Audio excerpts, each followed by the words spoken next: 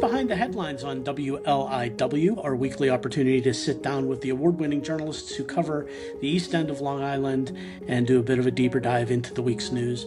I'm Joe Shaw. I'm the executive editor of the Express News Group. We publish the Southampton Press, the East Hampton Press, the Sag Harbor Express, the website 27 East, and also Express Magazine. My co-host is Bill Sutton. He's the managing editor of the Express News Group. Hey, Bill. Good morning, Joe. Good morning, everybody. Good to see you. Good panel this week. We have Chris Franciscani, who is the editor and publisher, right, Chris? I got that right? Of the North Fork Sun. Welcome, Chris. Thank you. We have Alec Lewis, who's the staff writer at Riverhead Local. Hey, Alec. Thanks for having me. Absolutely. And Beth Young, who's the editor of the East End Beacon. Hey, Beth. Good morning. So let's talk about Riverside first and foremost. Beth, we learned this week that there's a big project being planned up there to add some affordable housing in Riverside. Talk about the organization that's planning this has some real experience doing that. Yeah, this is Georgia Green Ventures, which if you're out east on the South Fork, they just did this big project in East Hampton that's been kind of hailed as a really good model. But they've been developing affordable housing on the East End for quite some time. And really throughout Long Island, and I think a little bit off of the island as well. So they are real pros at getting these projects through all the regulatory hurdles, dealing with getting the state credits that they need in order to build affordable housing and make it work financially. They've also had compared with some other affordable housing developers, they've had really good success rate in sort of fitting into the community and not having complaints about what's going on. I think it's worth at least taking a moment to point out that the towns, they need to have those kind of partners, right? I mean, the towns can't build housing on their own. They need a good, reliable partner to do that. And Georgia Green's actually done several projects in Southampton and up on the North Fork as well. That's right. Yeah. Well, they did Spionk Commons. Spionk Commons. They're talking about doing one in Southold that's hit some issues in the past. The neighbors were not happy. But a lot of times it takes time to sort of build consensus with the neighbors about what's going to happen. It's so funny to me because Georgia Green also built Sandy Hollow. That's right. Just outside Southampton Village. And I defy, there was so much conversation about the impact that was going to have on that little corridor there. And I defy you to even find that project. It's nestled back off the road. Yeah. And there was so much debate for, it felt like years we were going to meetings covering the community kind of outrage over this. And now that it's been built, nobody even knows where exactly it is. Yeah, and it's full of working people who are not there during the day most of the time because most of them are off working. Yeah, and I think I've heard a bit about some the volunteerism that some of the people in there are actually also, they're able to contribute back to the community because they're in a stable situation in terms of their housing. So they're good projects. Yeah. So this project in Riverside, it's actually the first that I know of that Georgia Green is actually looking to use community housing fund money for. So they're asking Southampton Town for, I think it's 2.5 million in community housing funds. So there'll have to be a public hearing on this in August. I'm sorry, 2.4, my bad. Okay. Yeah. There's a public hearing that's going to be held in August on the use of these funds because when they grant these funds, there's always a public hearing. So that's on August 12th. These are rental units, 40 rental units, right? That right. of right varying on Flanders sizes, Road. 1 and 2 bedroom and studios. Yeah, it's right on Flanders Road, just east of the traffic circle, or closer to Route 105 in the traffic circle. But it's I think it's a place that used to be Kirshner Glass. So it's been vacant for a long time. It's been vacant for quite some time, and this kind of development that wouldn't be possible there without this sewage treatment plant that Southampton Town put together, and it basically is all ready to go to build over the objections of Riverhead. And I think Alec might be up on the status of Riverhead Town filed a lawsuit against against Southampton Town over the construction of this sewage treatment plant because they're saying it'll be a drain on the infrastructure in Riverhead, which is And we terrific. should say this project is kind of contingent on that, right? It It is. needs Oh, it yeah, they needs to cannot do have that that there sewer without it. plant. So Yeah. Alec, this has been a matter of dispute between Southampton and Riverhead. Why? What's the issue that led to the lawsuit? Well, the lawsuit, which was filed about a year ago now, is wanted to stop Southampton from doing this Riverside project. Town of Riverhead wanted that this first phase of the sewer project to include the county center and the county facilities in Riverside, which, while not technically in Riverhead Town and in Southampton Town, is serviced by the Riverhead Sewer District and the Riverhead sewer plant here. So that has been sort of a dispute between the town and the towns of Southampton and the town of Riverhead and Suffolk County for a while, because the town wanted to pay the county to pay a higher amount of money to do this. And the town of Riverhead really says it needs the infrastructure and the sewer flow capacity in its sewer plant to support a lot of the mixed-use developments that it's doing on its side of the river. So actually projects that Georgica Green Ventures are doing in Riverhead, Right. including one apartment on West Main Street, large apartment complex that they have approvals for called The View. There's a lot of stuff near the train station. That one's near the train station. But there's also more apartments being planned near the train station. Also a Georgica Green Ventures project, market rate. And Georgica Green Ventures also has a apartment project in Riverhead, which is workforce housing.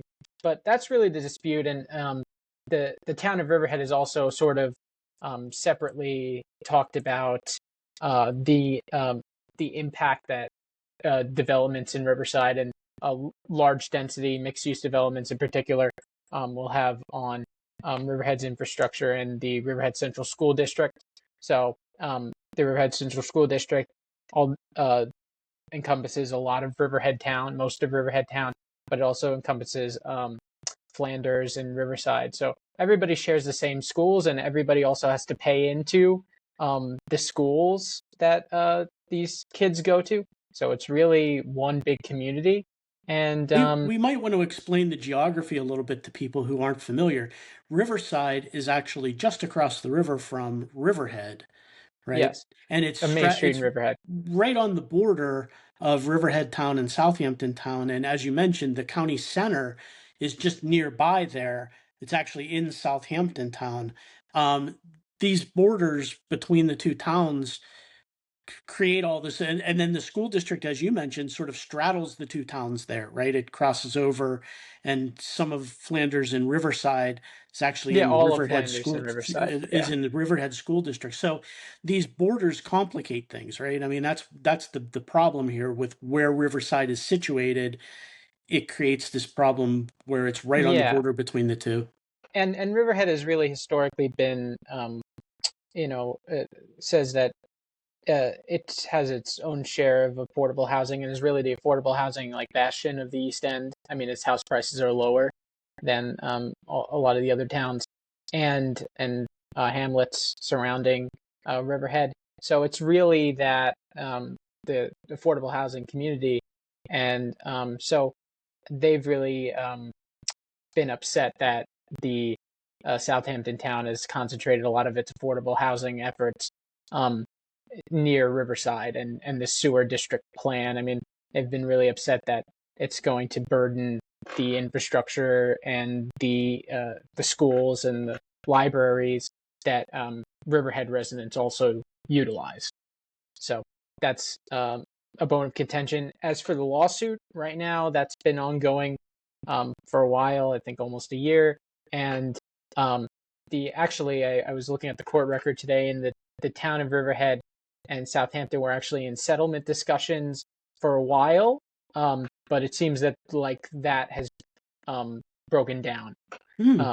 So according to some of the correspondence with the lawyers there, they thought they were going to settle, or there would be some resolution to this outside of the need for the arguments in court, and that doesn't seem to be happening anymore. Wow. And actually, the in the next month or so, the town town of Riverhead and town of Southampton will be filing their paperwork for the motion to dismiss the lawsuit that Southampton has filed against Riverhead in this lawsuit. So we'll see how things what happens when the dust settles.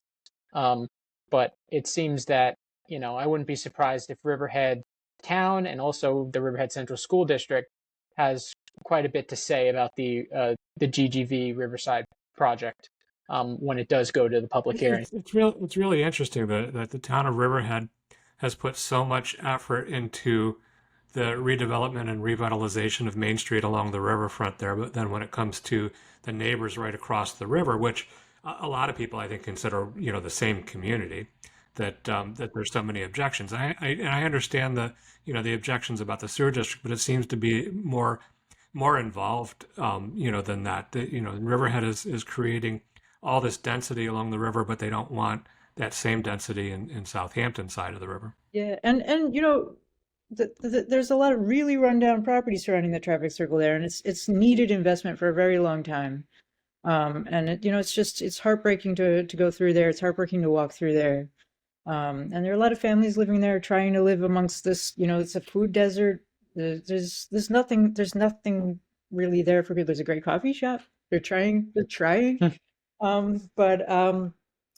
Southampton actually has significantly scaled back their original plan for that area, which they The Riverside rediscovered, is that over right? like 10 years ago. They were talking about 2,300 housing units there, and now it's less than 1,000. And in addition to that, the town, And that was reduced because of because of the sewer district, right? That it seems they that ended there's up going to not be building less. as big a sewer plant as they had hoped. Well, Initially. my understanding is that they're going to build the sewer district in phases. So right now it's going to be phase one is going to do a certain capacity, and then from there, actually, they've promised that they're going to, include they might include, I think, the county facilities in Riverside in future phases of the Yeah, sewer but they district plan. weren't able to get the max that they wanted. They had hoped to do this this constructed wetlands along the river, but I think the health department or the powers that be there beyond Beyond the town. Southampton said that's not happening. So it's actually discharging back into the ground, and they aren't able to get the kind of flow they were hoping to. But the one thing that they are doing is they are hooking up Phillips Avenue School, which is right next to the sewage treatment plant, Yeah. which is the elementary school that serves that area.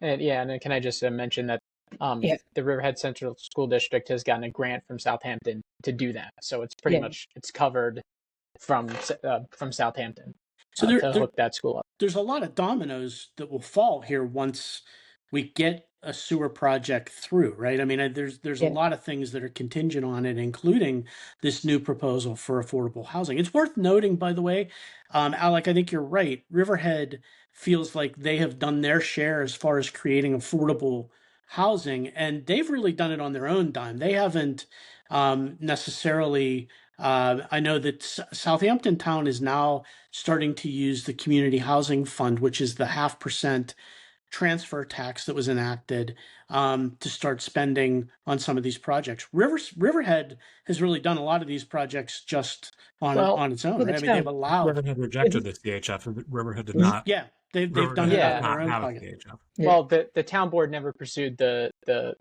referendum on the ballot to Right. approve the CHF for Riverhead, because they really said that, well, we have enough affordable housing here. Well, that I think depends on your definition of affordable housing, because the report that they really used to determine that, is sort of, it's based on the area median income of the Long Island region, which is the Nassau-Suffolk median income. And as everybody will admit, if you look at the numbers of the Nassau-Suffolk median income, it is really, really below the Riverhead median income. So what's affordable for somebody in other areas of Suffolk County is not affordable for somebody who's making a wage the median wage in Riverhead. And so that's really the fight is, when the town will say, well, oh, we don't need more affordable housing. We really need market rate housing because we need people with expendable incomes to be able to spend money in our downtown area, to make it lively, to support businesses. But at the same time, there's not a lot of people, young people especially, that they want to attract. They want to attract young people. They want to attract seniors that really have the expendable income and really have the income to, I think, really, to spend on both market rate rent and spend on businesses and supporting If you want businesses to on Main Street. revitalize downtown and Main Street, then you've got to have people that can go to the shops and the restaurants and Yeah, I mean, and it's utilize that. You've great. got people with expendable income that can go to those restaurants.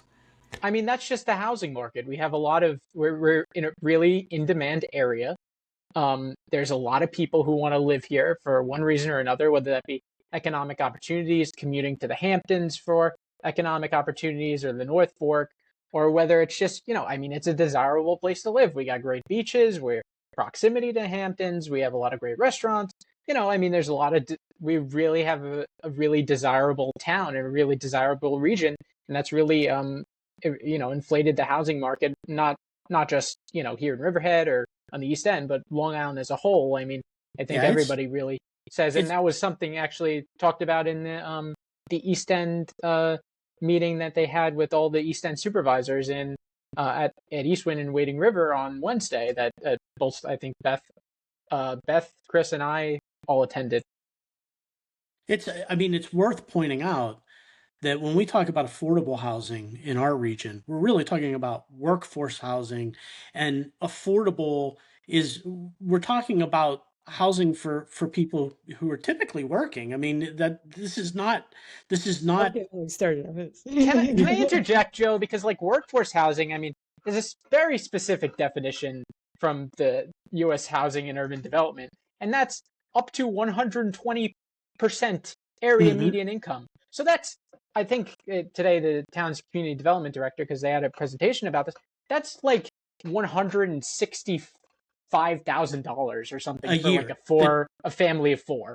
Right. That's so you're saying that's the level of being eligible for the workforce housing. For the subsidies, you have to you have to make below. So even the subsidies and subsidizing housing, we're still subsidizing, and our workforce still has to make above what I think a lot of people, above. But that's kind of what. But Joe, let's not ignore the need for affordable housing. Of course, not necessarily workforce housing. But my point is, I think it's funny when this dichotomy is set up that says this housing is going to be affordable housing, so people aren't going to be able to go out to restaurants and stuff. Well, I don't think that's true.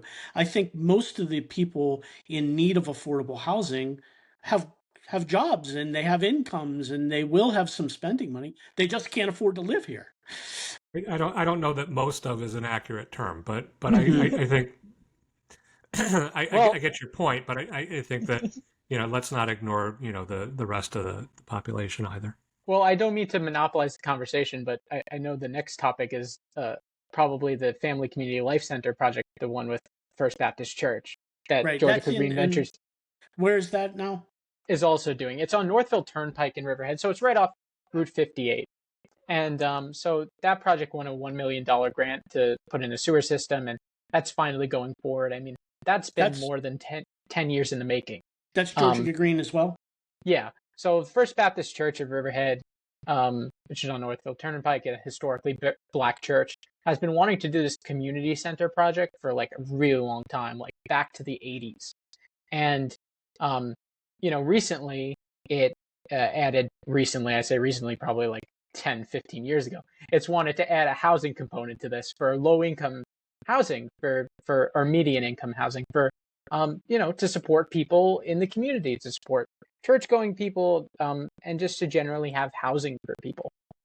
So that, about 10 years ago, the town passed the Community Benefit Zoning District to facilitate this project, because the First Baptist Church has a good amount of land surrounding its church. So they wanted to do this project. and they would have this zoning district that could be floated around town and allow for the community center and also for apartments, for workforce apartments. And this is a little bit of context. About 2 years ago, GGV started partnering with First Baptist Church. They came in and they asked the town board, we would like you to change the zoning X, Y, and Z. We would like to allow low-income housing, not just workforce, actually low-income housing, so we can qualify for those tax credits that the government gives to fund the housing. And there's a need, as Bill said. I mean, there's clearly a need too. And there's a need, but it's taken, it's taken two years to get that zoning amended to the point that Georgia Green Ventures and the First Baptist Church have wanted. And what's the scale of the project that they're proposing there, Alec? So it's about, my understanding, it's about 80 apartment units and like Wow. 5 home ownership condos. But mostly rentals. These are mostly rentals, and these are like, I think, duplex units that are can support some businesses, and it's sort of a mixed use campus style development for affordable housing. So you have like a mix of 1-bedroom units and 2-bedroom units, I think, and some 3-bedroom units, I think so. So this week the town board is finally, coinciding with this grant that actually they won from New York State, $1 million grant, is to discuss the community benefit zoning district, what this is called, and the revisions to it. And it seems the town board is in support. So that project as well, an affordable housing project, say in quotes, is poised to go forward as long as the town board approves the zoning amendments. And you got a lot of people in the community backing that. So before we leave the topic, Beth, there's also a project proposed in Southold. Well, actually, what I had wanted to talk about in Southold is the idea of the Greenport Village is really interested in getting involved in Southold's community housing plan, and they finally, the village and the town have been at odds about a lot of things lately, and one of the things, the Community Housing Fund in Southold now has almost $5 million, which is not very much money compared with the North Fork towns, the South Fork towns, but it has recently adopted a framework by which they can give out this money so they can finally start distributing it. I think Southampton has been distributing it for at least a year now.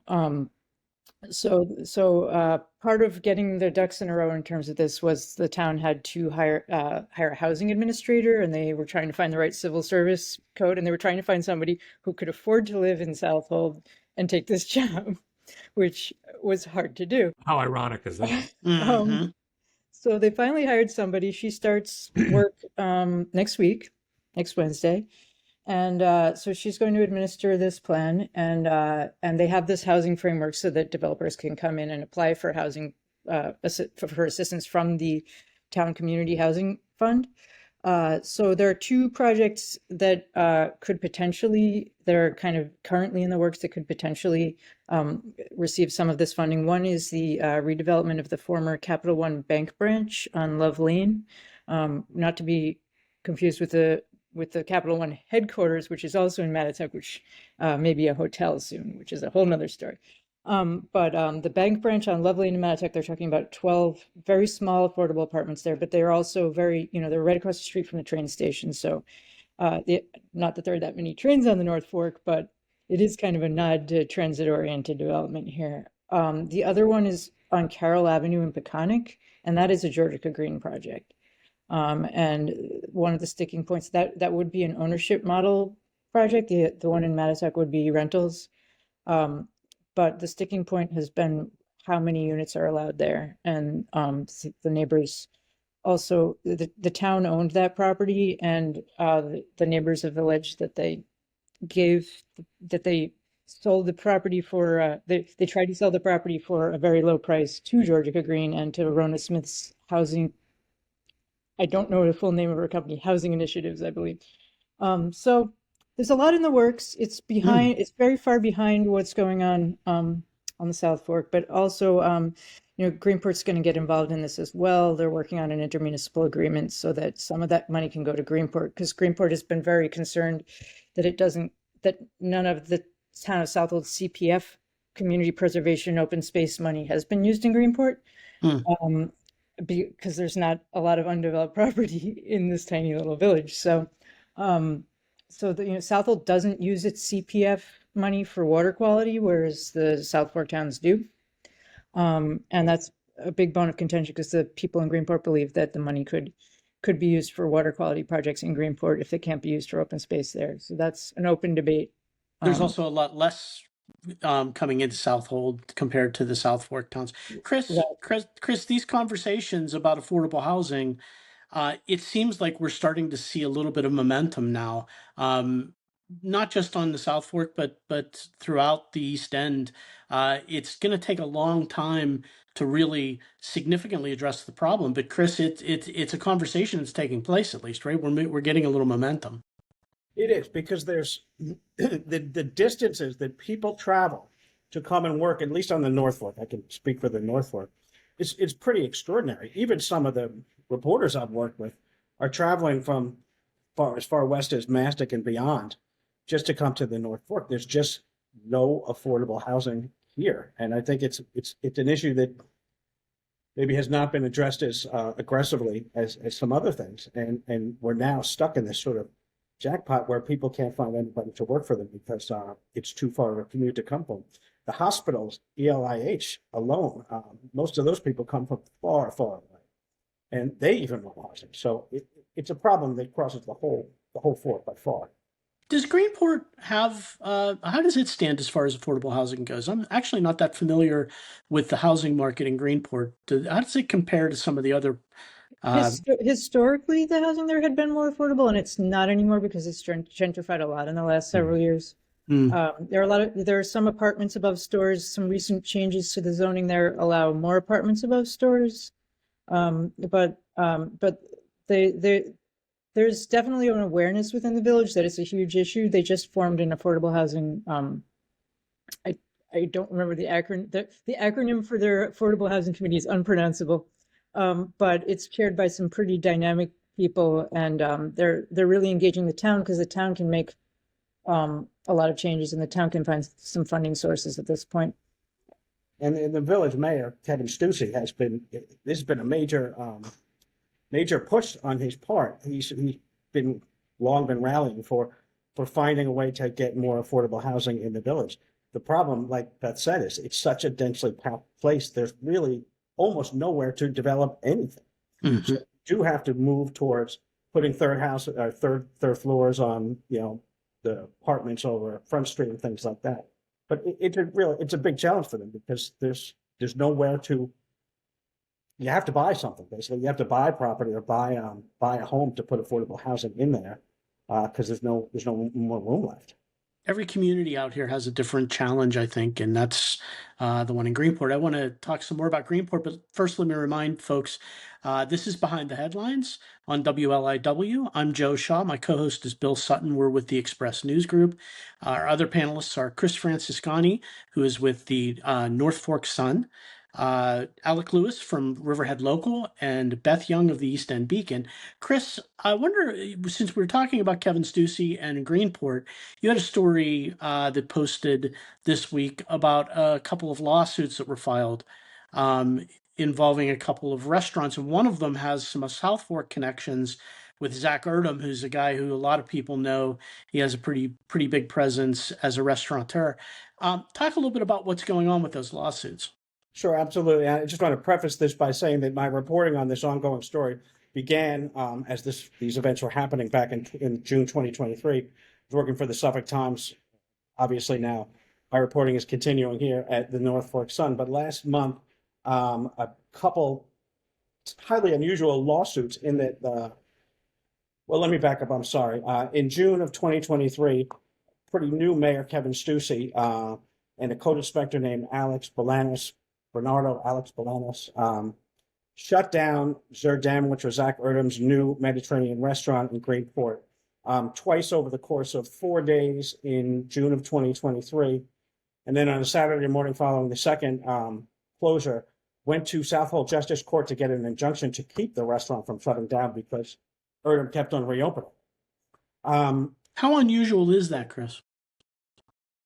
It's unusual it's unusual in that normally a village will issue notices of violation or warnings or code violations in order prior to actually shutting a restaurant down. If you're going to shut a restaurant down, that is really reserved for pretty severe health and safety violations. And the allegation in the two lawsuits, one is from what makes this unusual is that these two lawsuits were filed separately against the village of Greenport and specifically Mayor Kevin Stussy, were one a federal civil rights lawsuit filed by Zach Erdem against the village, and a second suit filed by the code inspector who shut the place down. Both of those separate lawsuits are contending that the mayor, quote unquote, targeted this restaurant as one of his first kind of high profile acts as a new first time mayor. And the code enforcer is saying that. In Exactly. The second. That's what's unusual. That's really about it. weird. Well, he was You've got also the like, restaurateur who was shut down, and then the code enforcement guy who shut him down, both pointing the finger at Kevin Stussy. Wow. Chris, Yeah. can I ask why he thinks they're targeting him? Like, is there something that he did, Yeah. or You mean Zach Erdem? yeah, is there something? What's Zach Erdem's allegation about why? Well, let me go back to the code inspector because this is really at the heart of the issue. Is that code inspector Alex Bolanos claims that Kevin Stussy had ordered him to issue a series of what he characterized as punitive and unwarranted violations against the restaurateur for violations or alleged violations that may not rise to the level of shutting the place down. What were some of the violations? Not having an enclosure around a garbage can, which I think it's the code enforcement officer told me is pretty common thing. Nobody really has those. But then there were other violations, for instance, for housing people in a trailer behind the restaurant. That's one violation that Erdem admitted to me, in an interview. He thought it would be okay for a few days. He didn't realize that was a code violation. But are any of the allegations about, safety issues or anything like that something that you would say, hey, we've got to shut that place down, it's a danger, or it's a... No, it actually started with what the mayor at the time described to me as a broken promise of Zach Erdem's to not play outdoor music on the patio. Apparently, there'd been restaurants in the area that had been operating more like nightclubs in the past. And what they were trying to prevent was allowing a restaurant to open that was going to essentially become a nightclub. So that's where this all started. There were no major health or safety violations that I'm aware of. They consider them all to be unwarranted and prohibited. But Interesting. the backstory to this is that the same month that Zach Erdem's restaurant was shut down, the code inspector was called separately by the fire department to a Greenport deli following a late grease fire. And he immediately ordered that shut down for what he described as very serious health and safety code violations. Goes home, is driving back the next day to write up the violations, passes the deli, sees that it's reopened again, puts on his body cam, approaches and confronts the owner of the deli and says, I shut you down yesterday. What are you doing open? And according to him, the owner of the deli said, I'm open with the mayor's consent. So at the time, I was interviewing the code inspector over the course of several months. And at the same time, he told me he was talking to the Public Corruptions Bureau of the Suffolk DA's office. And that his information seems to have borne out because according to my own reporting, my previous reporting for the Suffolk Times, the deli incident is now part of an investigation into the village by the Suffolk County DA's office. So the broader sense that the code enforcement officer is alleging is that on one hand, Stussy was targeting individual restaurants like Zerdem, while on the same hand, in the same month, allowing other village code enforcement violations to go unmet I want to jump here and then say, Do you know why Bolanos lost his job with the village? hey, just hang on just one second. I just want to say, the mayor has denied these allegations repeatedly. I asked him about this about the deli incident, and he hasn't responded to that. So I don't have anything with that on the record. But Bolanos himself is a colorful character. I spoke to at least a dozen people who had worked with him prior, because these were very serious allegations that I was writing about. And I had really just met the guy. So I took some time to get to know him. And I talked to a lot of people in the village who had been there for a long time and who knew him. And they characterized him as professional and competent in his capacity as a code inspector, but kind of a hothead. There were incidents where he'd have intense arguments and outbursts at Village Hall. A couple police reports were filed against him, although no action was taken. And Is he still the code enforcement officer there? no, he was fired earlier this year. But Okay. prior to all of this happening, prior to his being fired, he was on an extended medical leave for kind of unrelated physical issues that he was having. But it's a messy situation. It really is. And the quote, as far as I know, the village has not yet replaced him with a formal full-time code inspector in the village, which Gotta is find one who can afford to live out here. Yeah. yeah, that's exactly the reason that they can't find a code enforcement officer is that nobody wants to take the job at the rate that they're able to pay. Problem for every municipality out here, no question. Yeah. Wow, that's a lot intense. there's a lot of stuff going on there. We'll keep an eye on your website as you continue to report on that. Let me switch gears. I want to talk about cannabis shops because we have two of them proposed by the same company in Riverhead and in Hampton Bays that I think there's a connection between the two. Bill, this week we had a story about the cannabis shops that was being proposed on Montauk Highway in Hampton Bays, right near the Carvel shop that's just on the outskirts of Hampton Bays business district downtown. And it's a project that's, I don't know that it's actually been officially proposed yet, but the owners have been paying rent on that building for a while because you have to do that to establish that you have a connection to a property before you can apply to open a cannabis dispensary. That property was zoned highway business, which was the type of businesses like along County Road 39. And Southampton Town did a study a long time ago, right? And they concluded that may not be the proper zoning. Yeah, it was a Hamlet study, I guess, about 10 years ago. So I don't think there was an official application for the pot shop, but it was certainly proposed, and the residents, a lot of residents of Hampton Bays and members of the different civic groups there were opposed to the cannabis dispensary there, and certainly raised a lot of concerns about it.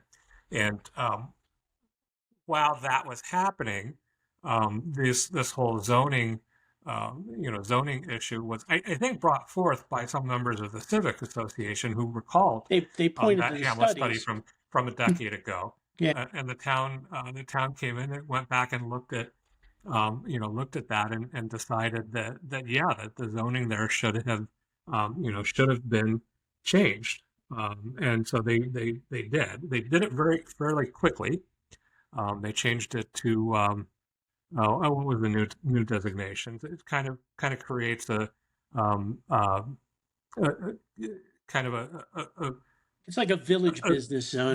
village business zone between Main Street and in the highway business zone. And under the new zone, then cannabis shops would not be allowed because they're only allowed in highway business zones. So the owners of that shop, the folks who are renting that space planning to put in the cannabis shop are saying that's not fair. We had a plan to do this. But this is where they're saying that the town changed the zone specifically to eliminate their proposal, to keep them from going in there. Which whether that's correct or not, certainly in many eyes may look that way. and certainly people who are opposed to the cannabis shop there have taken this as a victory. Right. The zone change. And I mean the concerns about the pot shop there are the building's proximity to St. Rosalie's Church there, which operates a preschool and also a drug rehab, an outpatient rehab center, which people were concerned having a pot shop right there would be a temptation for those people, and there are restrictions, according to the state code about how far these dispensaries have to be from schools, and the preschool would qualify, and it's a 500 feet from any kind of school, although there was some disagreement as to how the town was measuring that 500 feet, as opposed to what the state code says. And a couple of feet make a big difference in this instance. Yeah. So, Alec, what I find interesting is on a parallel track to this, the same folks are proposing a dispensary in Riverhead, and they are now challenging Riverhead Town's effort to keep a shop to go in up there as well, right? So this is. Can you repeat the company again?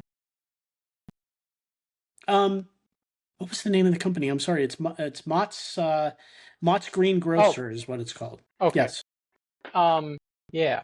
That was one that was trying to go in Riverhead on if I remember correctly, on Ostrander Avenue, in a former bank building.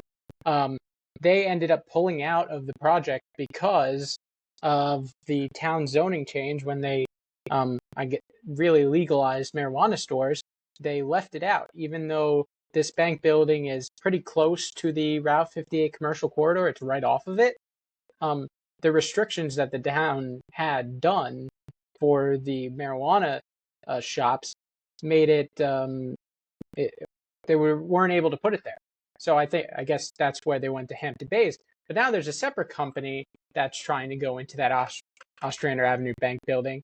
They've sent a correspondence to the Office of Cannabis Management up in New York State, and they're looking for an opinion from the state, an unreasonable and impracticable opinion. And so this is actually a term that's outlined in state law, that the either law or regulation that allows the Office of Cannabis Management, if they decide that a town has that has not opted out of the zoning out of marijuana, they can decide whether the zoning of the town and the placement of a marijuana shop, or the refusal of placing a marijuana shop in a particular location, violates state law. So and it seems to me that when the state established the Office of Cannabis Management, it gave that office extra powers to say, if you are a municipality like Riverhead Town, like Southampton Town, and I believe those are the only two examples on the East End, they chose not to opt out of marijuana sales. They essentially said, we are going to allow cannabis shops to open in our municipality. So if you do that, you can't then come up with measures after the fact to preclude it. The state can actually come in and say, actually, you can only regulate those decisions on these couple of very specific reasons, and the state has some power to come in and overrule the local municipality. The question is whether the zoning change falls under that. That is certainly what the state would argue. I would think that town would argue, and the town has, at least town of Riverhead has argued, that in the Marijuana Regulation and Taxation Act, which legalized marijuana in Riverhead, in New York State, sorry, the state gave towns and municipalities time, place, and manner restrictions for marijuana. And that means zoning, and that means home rule. So that means, we can zone the way we want to, and we can make regulations that restrict where marijuana shops are, how many marijuana shops are in a particular location.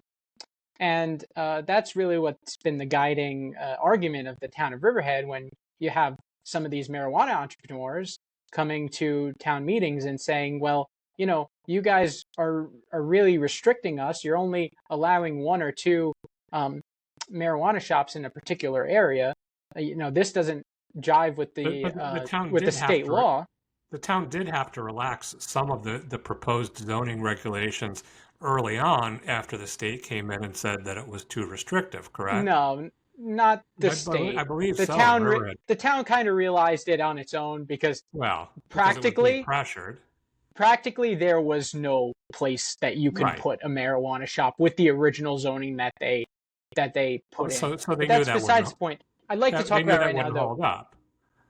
Yeah, I'd like to talk about now though because and I wanted to get this in there, that the Cannabis Control Board, in the state level, they really haven't, I don't think, made an unreasonable, impracticable decision on many of these places. Especially, I don't think the one on Ostrander Avenue, which they're now in I think in court for. They're in court against the town, the company that wants to do it on the Ostrander Avenue bank building. They haven't, the OCM hasn't made a decision, and that's what's in the regulations. They're it's supposed to still- make the unreasonable and practical claim. But I want to It's say still up that, in the air.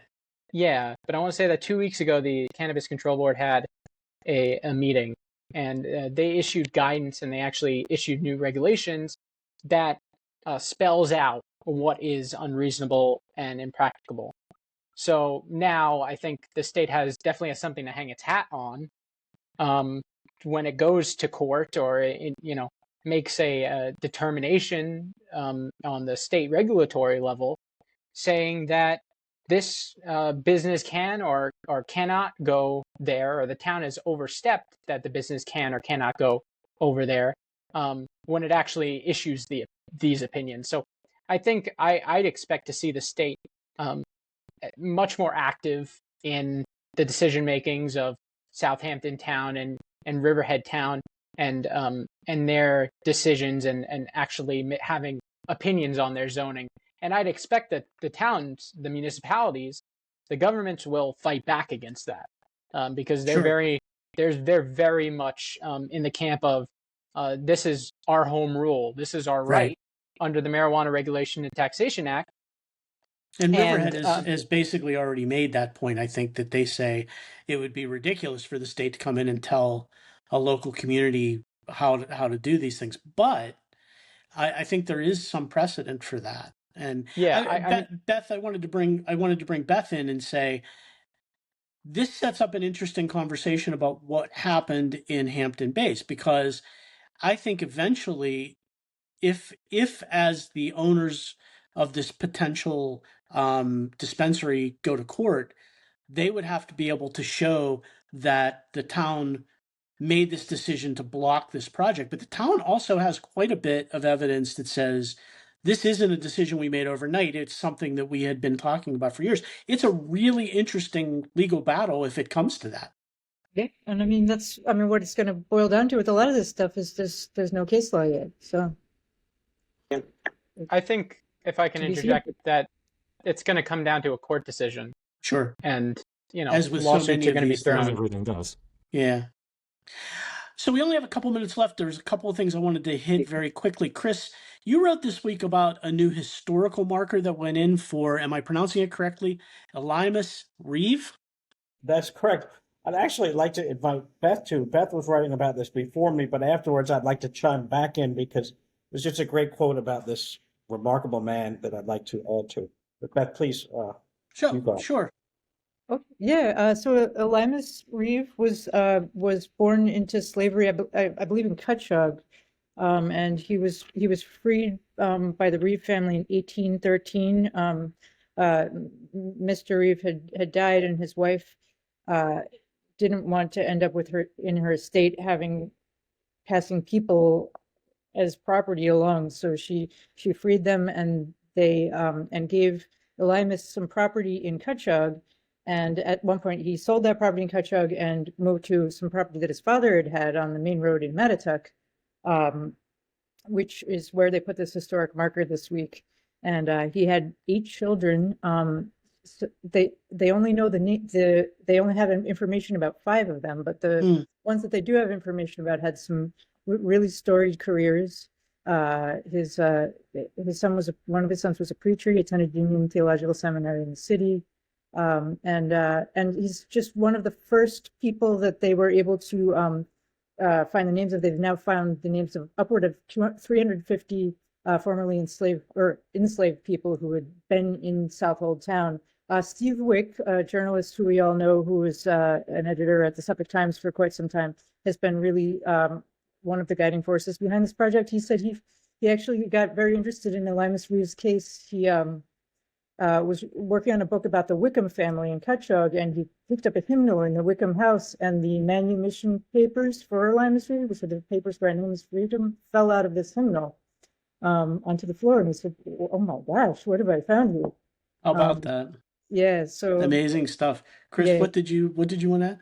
I just wanted to point out, because I love the ornate way that people wrote and expressed themselves back at the time when Reeve was alive. He was a pretty remarkable guy. He was described by one historian as one of the most remarkable men ever mentioned in the annals of Southold.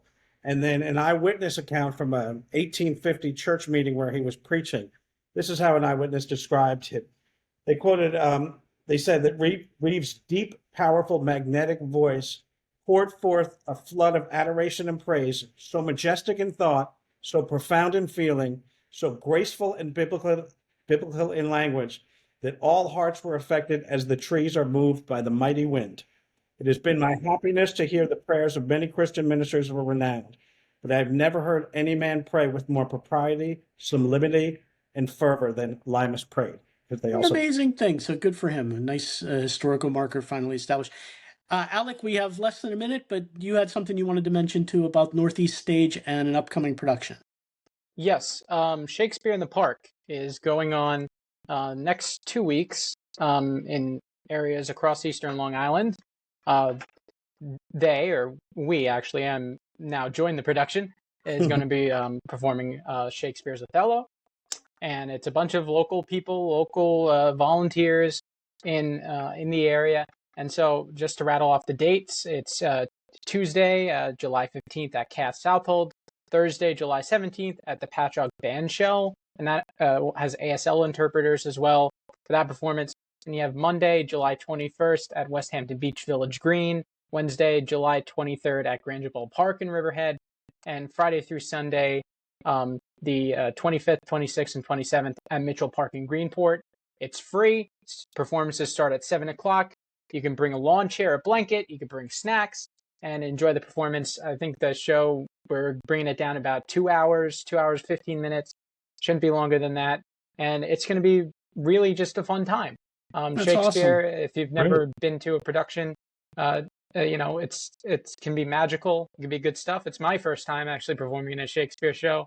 And it has been daunting as a local community theater person to learn these lines, but it's also very beautiful language, and it's a really great story about jealousy and betrayal. And so we need to say to you, break a leg, basically, as we go. We're out of time. Thank you to all of our panelists. I'm Joe Shaw. My co-host is Bill Sutton, and we'll be back next time with another edition of Behind the Headlines. Thanks, guys.